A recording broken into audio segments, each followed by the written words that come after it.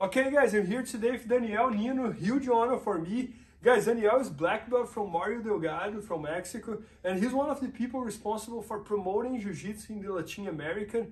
So if you follow him on social media, he has like 100,000 followers on Instagram, 1.3 million followers on TikTok, and he's always putting out great Jiu-Jitsu content over there, and he's black belt, and he just shot an entire instructional here with us, all about how to simplify mount attacks for no-gi.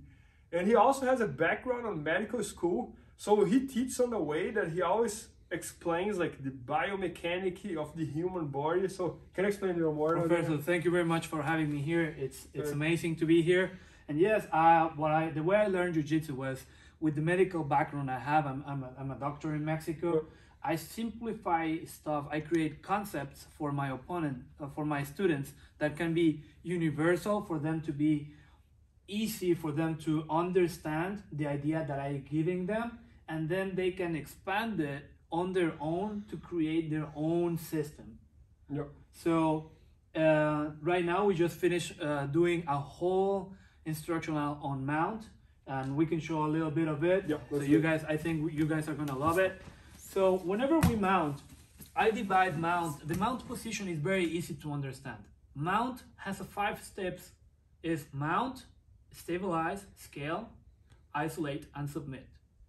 In this order, I can create a mental map so that I can always attack in the same order to my opponent. So once I mount, I go throughout the different positions, but what I believe is one of the most important things is learning how to isolate my opponent's limbs. Okay. So a lot of the times my opponent will be close to the midline of his body. So my legs are controlling the pelvic waistline of my opponent, and I'm gonna use my arms to control the scapular waistline and isolate. How do I isolate? I have 2 options. One, bring my opponent's limb towards the beginning or the end of the range of motion, or bring that arm across the midline. So 2 ways I can do that is, first with a head and arm, I'm gonna control the head, then my arm is gonna bring over the elbow, and now with a good head and arm, I can bring that arm all the way up. And now that that arm is isolated close to the head, if he tries to put this arm down, it's gonna be rather difficult. And I don't have to exert any force. All I'm doing is taking advantage of going against the rotating cuff, trying to go against the pectoral muscles, and that creates a very strong situation for me. Secondary to that, and we'll show like in an armbar, is whenever I manage to get my opponent's arm across, because everybody shows the armbar, just bring the arm across, but it's not arm against arm. If I manage to put my body across, and now look, my own weight is bringing that arm across. He tries to bring it back. No way. It's gonna be very hard, because I understand the moment the limb crosses the midline, I'm going beyond the natural range of motion, and that limb becomes very easy to expose and attack. So from here, I switch from mount to technical mount. I come up, and now I'm in a very strong armbar situation. And of course, my opponent is gonna defend. Normally, they'll do like the bicep grab defense, where you're gonna try to check that arm, which sometimes is not enough. I can exploit the lever from here. If I don't go back, I want to go up against the rotating cuff by doing... Oh man, that's so easy. So what I do is, yes, it's strong, right? Yeah.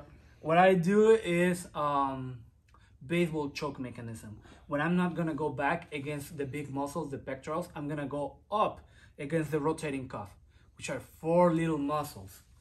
So now, when I do this, I just create a lever, and I go up, expose the arm. I'm bringing it away from the midline, but not against the big muscles. I'm bringing it away against the little muscles, and then I just extend it and I break it. I know it's a lot of concepts in this video.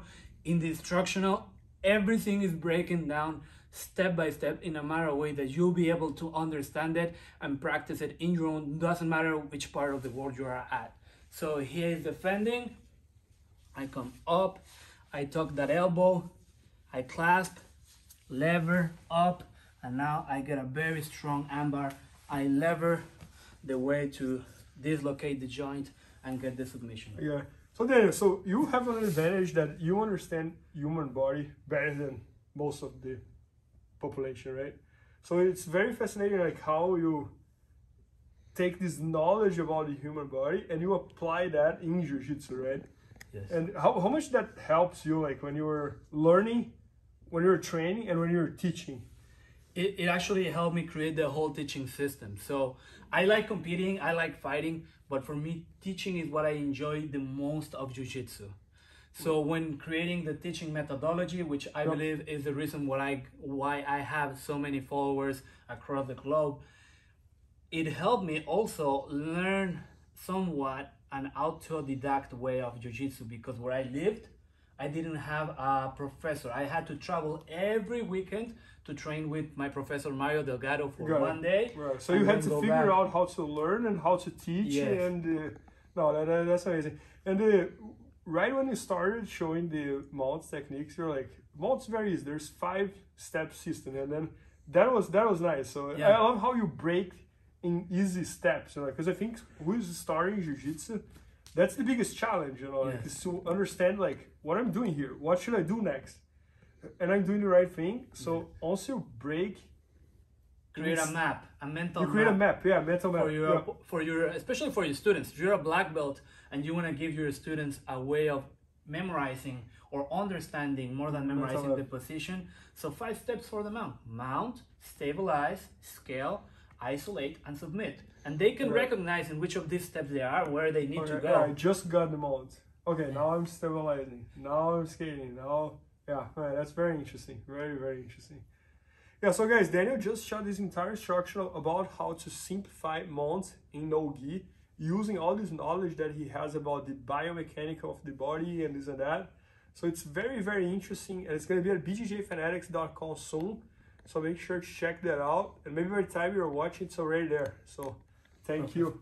Professor, thank you very much. It's been amazing being here. I really appreciate it. Oh, we appreciate having you here. Please help me out to grow my YouTube channel. Just click subscribe. And to watch more videos, just click under see more videos. I hope you enjoyed. IBJJFanatics.com. Use the promo code YouTube Faria to get 10% off any instructional video. Improve your jiu-jitsu faster.